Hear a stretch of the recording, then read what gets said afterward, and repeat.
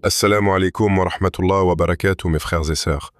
Avant de commencer, pense à t'abonner à la chaîne Hikmat Allah pour ne pas manquer nos rappels qui peuvent transformer ton cœur et ta relation avec Allah. Aujourd'hui, on parle d'un sujet lourd mais essentiel. Comment le diable essaie de ruiner ta prière sans que tu t'en rendes compte, et surtout, comment t'en protéger. Parce que la prière n'est pas juste un mouvement, c'est une rencontre, et tout ce qui est précieux est toujours ciblé. 1. Le diable ne veut pas que tu arrêtes. Il veut que tu sois distrait. Le shaitan ne vient pas toujours pour te dire « ne prie pas ». Non.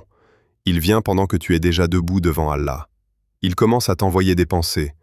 Tu dois répondre à ce message. Tu as oublié quelque chose. Tu es fatigué. Pourquoi tu pries vite? Et petit à petit, ton cœur quitte la prière même si ton corps est encore là. Allah dit dans le Coran « Certes, la prière interdit la turpitude et le blâmable. » Sourate Al-Ankabut, 29, 45. Mais si ton cœur est absent, cette protection devient faible. 2. L'attaque la plus dangereuse, la perte de concentration. Khushu'. Le shaitan sait une chose, si ton cœur est présent, il perd.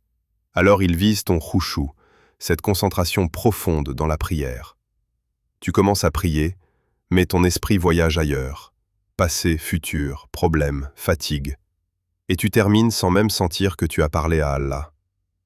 Le prophète sallallahu alayhi wa sallam a dit que certaines personnes prient sans rien obtenir, sauf la fatigue.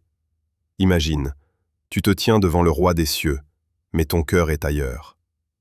3. Le piège du « je vais prier vite ». Une autre arme du diable, c'est la vitesse. Il te fait croire « fais vite, tu prieras mieux après ». Mais après ne vient jamais. Tu fais la prière comme une tâche à cocher, pas comme une rencontre. Et tu ressors vide. Mais rappelle-toi, une prière lente avec présence vaut mieux qu'une prière rapide sans âme. 4. Comment le diable entre dans ta prière? Il entre surtout par 3 portes. Le manque de préparation, tu commences sans te poser.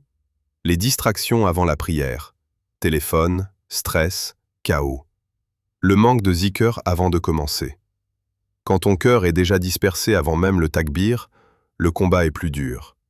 C'est pour cela que les savants disaient « Celui qui prépare son cœur avant la prière, prie avec son cœur ». 5. La solution. Reprendre le contrôle de ta prière. Voici ce que tu peux faire concrètement. Avant chaque prière, arrête-toi 10 secondes et dis intérieurement « Je vais rencontrer Allah ». Fais le takbir lentement, en conscience. Si ton esprit s'échappe, ramène-le doucement sans abandonner. Comprends ce que tu dis dans Al-Fatiha. Et surtout, demande à Allah « Ô Allah, accorde-moi une prière avec un cœur présent. » Car sans lui, même la meilleure discipline ne suffit pas. Mes frères et sœurs, le diable ne gagne pas toujours en te détournant complètement de la prière. Parfois, il gagne en te laissant prier, mais sans cœur. Et c'est là le piège le plus subtil. Mais la bonne nouvelle, c'est que chaque fois que tu ramènes ton cœur vers Allah, tu gagnes une bataille. Et petit à petit, ta prière redevient vivante. Qu'Allah nous accorde des prières profondes, sincères et acceptées. Amin. Assalamu alaikum wa rahmatullah wa barakatuh.